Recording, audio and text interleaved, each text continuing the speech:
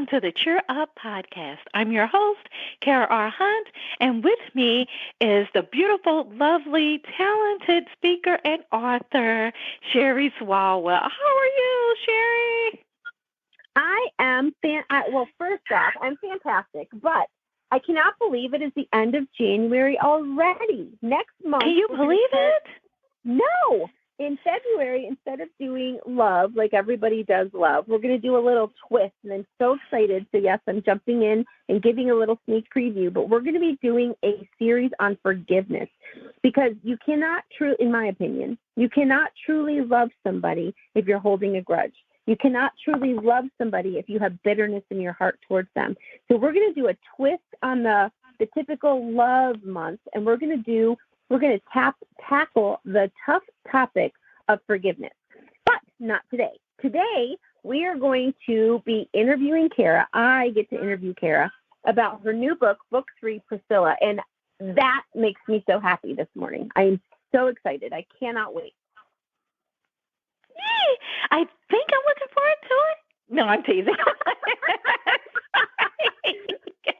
I'm not one of those interviewers who's going to, okay, so I'm gonna say something about myself that people might not think very highly of me of, but I happen to like the show 90 Day Fiancé. It's a great show for fake emotion, and it's great for finding character traits for fiction characters. But anyway, they do this tell-all at the end, and it's a 2-hour each night, 4-hour tell-all thing. And the hostess who volleys the questions at the people, she is so mean. She cuts below the belt. So I am not her, Kara. We are going to have fun today. It's not going to be hitting below the belt anywhere. We are just going to have so much fun. No, I wasn't. I didn't even think that. It was more along the lines of, oh, how much can I say? How much should I say? Because I have a hard time talking without giving away too much in spoilers. Isn't that truth? It's so hard. Yes. And it's so hard because, of course, as, just as someone who's, an author, it's like you know your characters, you know them inside and out, you know the story, you know the backstory that you didn't even put inside the story that the readers read, right? Right. And different things like that. And so it's it's a lot. And it's you don't know what to include, what not to include. Then you're like, oh, wait, is that in a book? Maybe I shouldn't have said that. So, though, if there's stuff that's not in the book that you tell us, that would be awesome, because otherwise, we'll be getting the inside scoop. So the people on the Cheer Up podcast will know more about Priscilla than just your normal everyday reader. That would be so exciting. Ooh, like an exclusive. Yeah.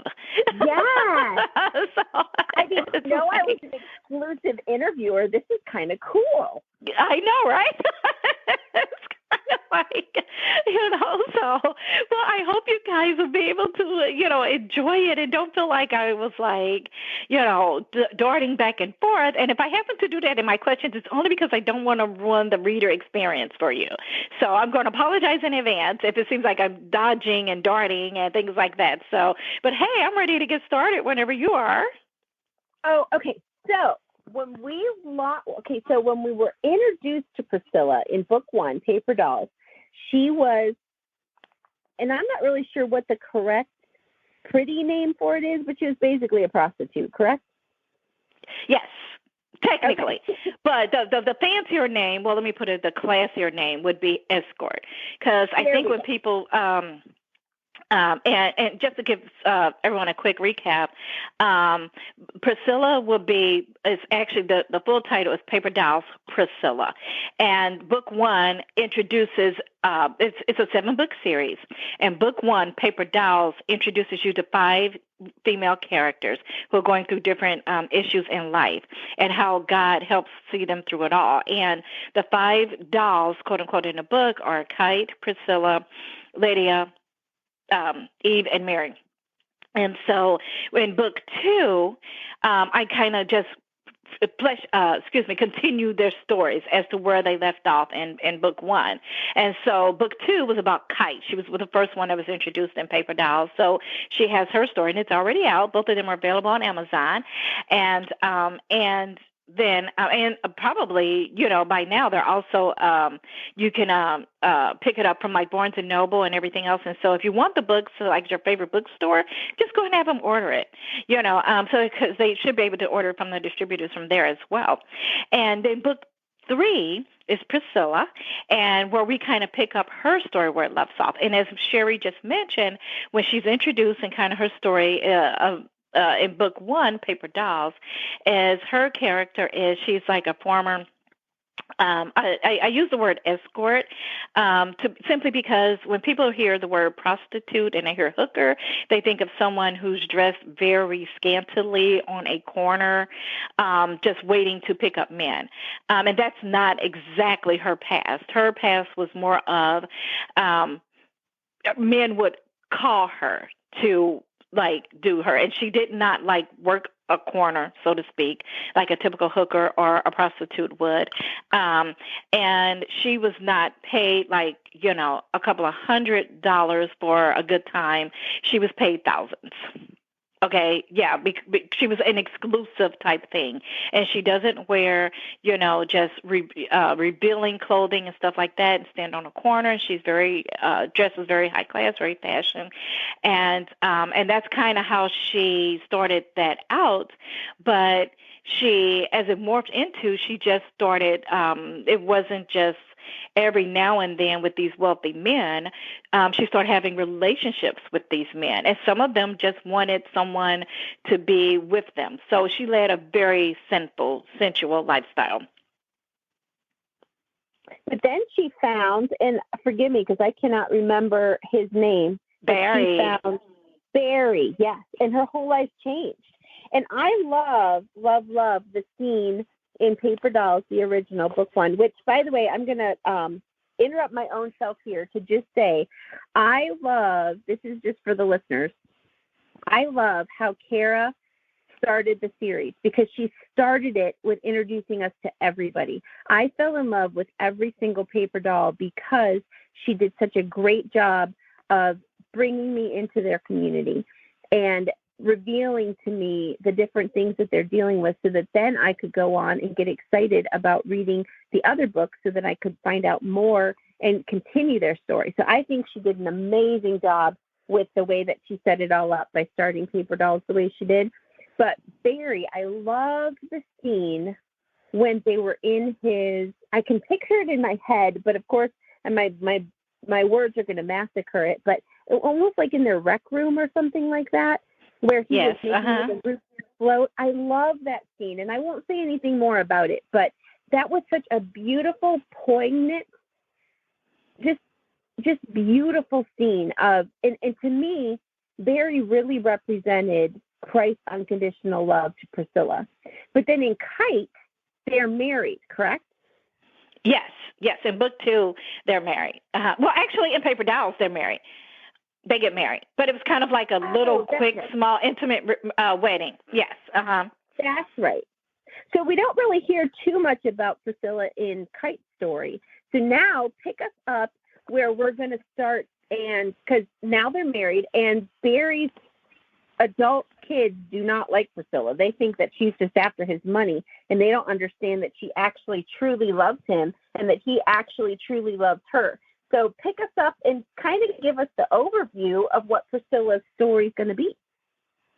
Yes, and exactly. And I think that scene that you're talking about where he makes her the root beer float, and everything else when they're like in his rec room and everything like that. That is that is the scene where I think Priscilla starts to realize her worth.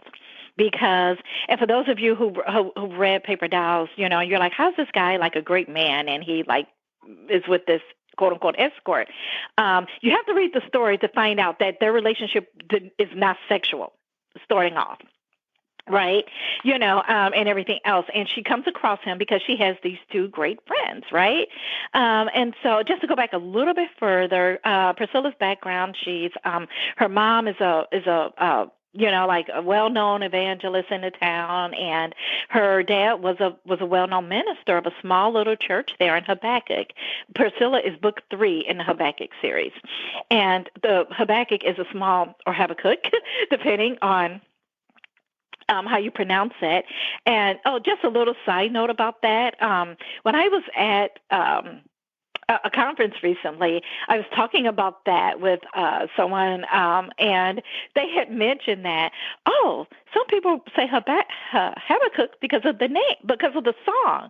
And I'm like, what song? And she started singing. It was a song, I guess, that they used to teach in a lot of children's churches, and it was songs about the books of the Bible.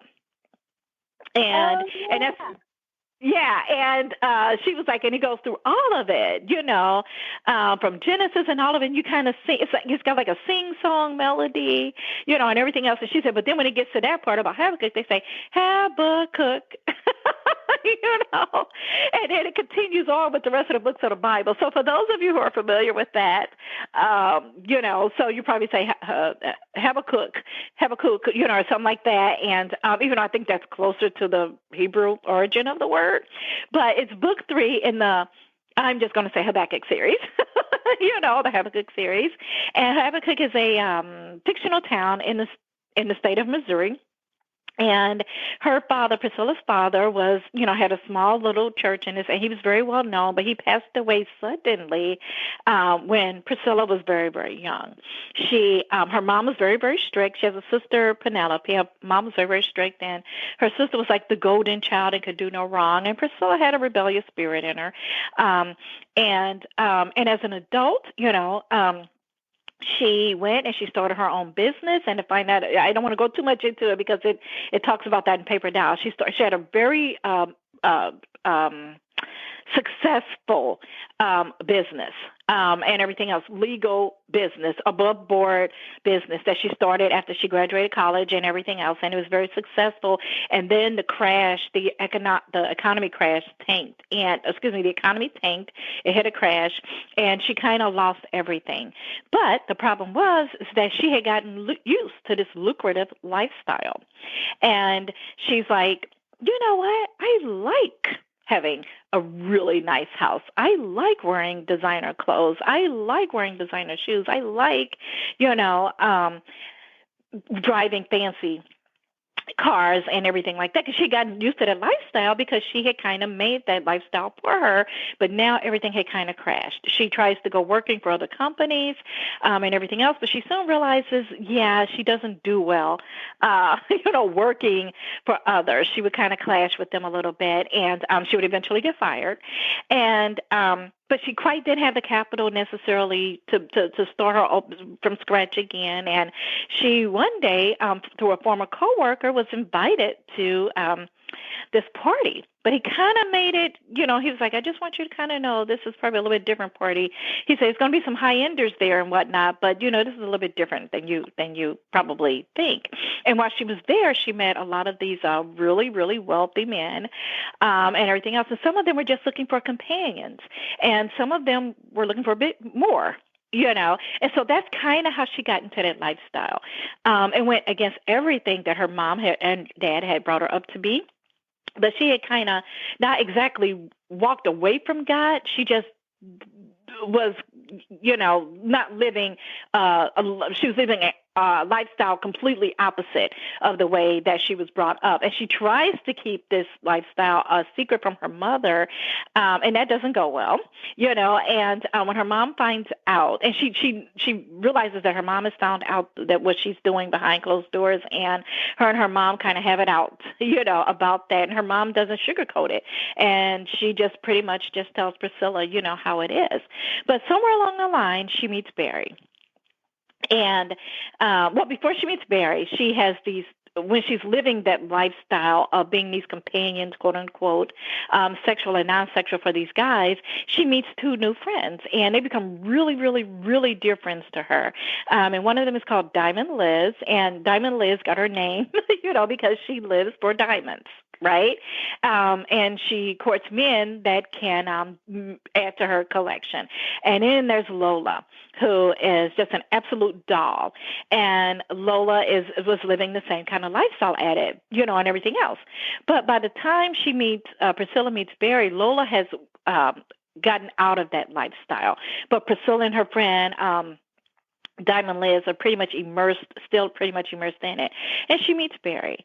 And at first she's thinking like he's like every other guy, he's a billionaire, he has lots of money, he's a widow, he's want to have fun for a while, just have a companion to take places, with a little bit of hanky-panky in between. And then she finds out that he's not like that at all.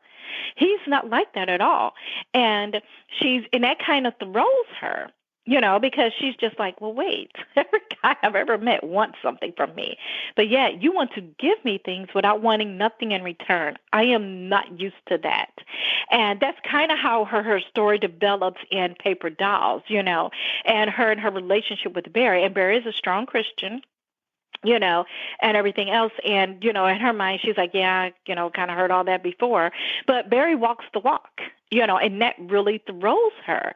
And in that conversation, as Cheri was mentioning, like in Paper Dolls, is where in that conversation she's having over Rupert Floats with Barry is where he is able to help her understand her worth in connection to who she is as a child of God.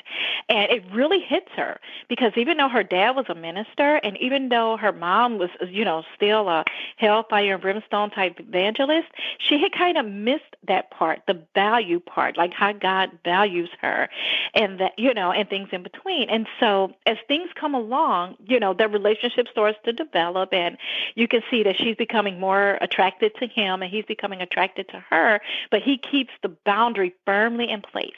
He won't even let him kiss her. He won't even kiss her until he says, you become my wife, and then, you can kiss me, and things like that. And all of this is just very new to her. She's used to men lusting after her, can't wait to get their hands on her type of thing. And yet she has this guy who is just firm in his faith, firm in his walk, and everything else. So his name is Barry King. And he's like, when you become Mrs. King, we can indulge in all of that stuff, And she doesn't just fall in love with him because of who he is and who he represents in the town.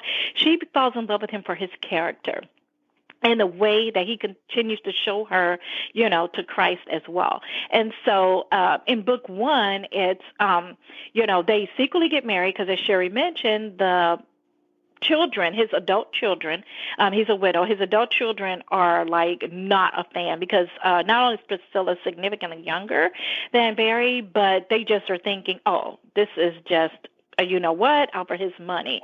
And they, or not having it. And they have her investigated, going to her past, but all of these things. But what they don't know, and, they kind of bring that information to their dad, but he's like, I already know all of that, and everything else. But they didn't know that he knew that. And they just accused her of all sorts of connivings and everything else, including drugging him and all this other stuff, which, if you read Paper Dolls, you'll see none of that. You could hear more about that. Well, in book two, they are, in book one, they secretly get married because they just didn't want any interruptions from his adult son and daughter to just happen. They just really wanted a small, intimate, quiet wedding. And so it's not talked about a lot in Paper Dolls, but then in book two with Kite, because Priscilla, Kite, Lydia, Mary, they're all the dolls are good friends. So you see that they're actually married. Now here comes Priscilla's story, and it's getting ready to pick up where Paper Dolls and, and Kite kind of left off. And they are married, and they've been married for 3 years now, happily married.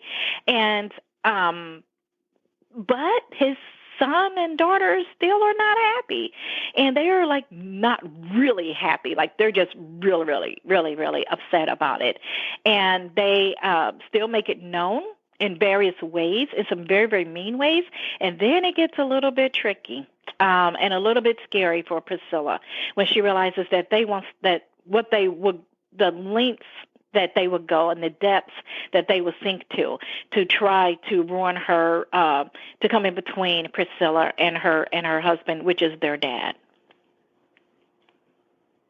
Wow. I knew some of that, but I didn't know all of that. And that sounds so amazing. I cannot wait to read it.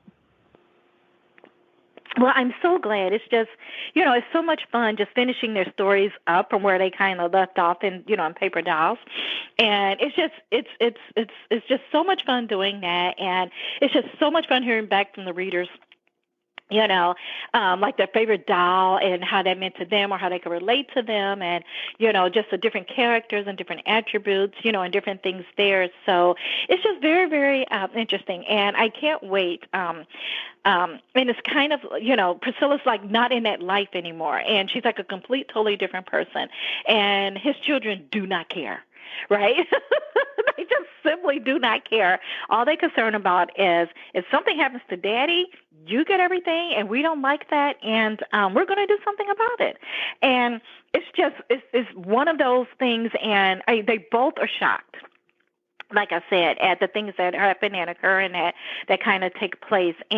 But again, it's just amazing. I can't wait for you guys to read it and just see how Priscilla's able to lean into God, how her relationship to God, it gets a lot closer, because this relationship is new to her. And for those of you who, and she kind of realizes that even though my dad was a minister, I really, I remember him leading me to the Lord, but I don't remember anything really changing after that, because her heart wasn't right, and, and everything else. And so she's just learning a lot of new things. And as things keep getting more and more complicated in her life, she starts to realize, God, I can't get through this without you, and she makes a very harsh decision regarding that. So, and I'm going to stop there, regarding her marriage and regarding the things that are going on, and the stuff that just keeps coming at her kind of viciously, and some of the things that, and because of her heart and the tender spot that she's in now, she makes like a very, very hard decision. And, I'm just going to leave it there because I keep feeling like if I talk, I'm just going to kind of reveal it more. And I just don't want to ruin the experience for the readers. I completely agree. But going back to what you said just a couple minutes ago about the length that that Barry's children would go to get her out of his life, we all have people in our lives in one degree or another, probably not to the degree of fiction characters, which is what makes it so entertaining. But I think there's going to be a lot of readers that are going to be able to relate to that aspect of how do we deal with difficult people in our lives through the love of God? How do we show God's love, and how does God want us to deal with those situations in our life in a way that's God honoring? Like I said, I seriously cannot wait to read Priscilla. Okay, so I hate to say this to you, Kara, but Priscilla was not my favorite character of the 5 paper dolls. She just wasn't. Her and Wendy, I'm so sorry, but I'm not a huge fan of Wendy either. She makes me want to upside her head. But her and Wendy are friends, so that makes sense. I know. Yeah, I know. Those two are the ones that I don't like the most. But I don't like them enough to want to know more about them. Like, you write them in such a great way that I still want to find out about them. I still want to discover. And I honestly think that when I'm done reading Priscilla, I will see her heart more. And I think that she will become somebody that I will be able to relate to better and that I will learn to really, really like. So, well, and I just kind of want to pick up on something you said earlier. And when you get when you pick up my books, and then especially books 2 through 7, and you notice there's like a little paragraph in the beginning of the book, like around the table, the beginning of the book, near the copyright page and stuff like that. You'll see there where it says something along the lines of the town of Habakkuk is fictional, and the story is fiction, but the people and the circumstances and the situations that they face are not. And that is because it's just real life stories that people deal with every day, like you just mentioned, put in a fictional setting. But the things that Priscilla is going through, the things that Kite go through, the things that the rest of the dolls go through, those are not fictional at all. Those are all everyday situations that everybody has to go through. Whether it's someone trying to destroy your marriage, whether it's, you suddenly lose someone, whereas you're dealing with issues of abandonment. These are the things that the dolls deal with. And I think that's why so many women are able to relate to them, and they really enjoy the stories, is because they're like, I can relate. I may not have been able to relate what Kite was going through, because me and my husband is still alive, but boy, Priscilla and Lydia, I was really able to connect with them, And so each one of us are on these different journeys in our Christian walk. And so one doll may speak to you a little bit different, or maybe a little bit more than the other doll. But all of their, like I said, the Habakkuk, Missouri does not exist as far as I know. So it's like, I haven't looked at all the towns in my home state, but yeah, as far as I know, it doesn't exist. It may be, it'd be funny for me to pull it up one day and be like, oh my goodness, it's real. And it has like a population of like 12 people, It's like, but like I said, so as far as I know, the town of Habakkuk is, and it's based on Habakkuk 3:19. It's just such an awesome scripture, just how God gives us the power. We were designed to overcome the obstacles in our life, even amidst all the things that's going on, and even among the times that we think God is being silent and that He's not listening to us. Oh, He is, and He's already figured out the beginning. We just don't. Figured out the ending, and we just don't know it yet. So it's really, really awesome, and that's the basis of the Habakkuk series and everything else. So I can't wait. I can't wait to hear from the readers to see what they think. And come mid-February, around February 15, Priscilla should be out. But book 1 and book 2, book 1, Paper Dolls, book 2, Paper Dolls Kite, are already out. And Priscilla, you should be able to get digital, ebook, paper book, and hardback all in the month of February. So I'm so looking for it, to just hearing comments and reviews and what people think of that one as well. But if you read all three of them together, I think it'd make a lot more sense. And then that way you'll be ready for book 4, which will be Lydia, which she will be coming out in the summer. So it'll be really, really awesome. Thank you so much, Kara. Thank you for sharing Priscilla with us. You have seriously gotten me super excited to read her book, and you better believe that I'm going to be one of the first ones to do it, too. Yes. So we are so glad that you were here with us today to hear all about Priscilla, Paper Dolls Priscilla, and to hear a little bit more of the background from Paper Dolls and Paper Dolls Kite. If you want to join the Facebook group, Cheer Up Podcast, come over and tell us your favorite part if you've read Paper Dolls and Paper Dolls Kite yet. And if not, what you're looking forward to reading about them. If you need prayer or encouragement, email us at cheeruppodcast@gmail.com. We would love to stand in prayer with you and stand in agreement for what God is going to do in your life. John 16:33. These things I have spoken to you, that in me you may have peace. In the world you will have tribulation, but be of good cheer. I have overcome the world. What beautiful words from Jesus himself. It is so true.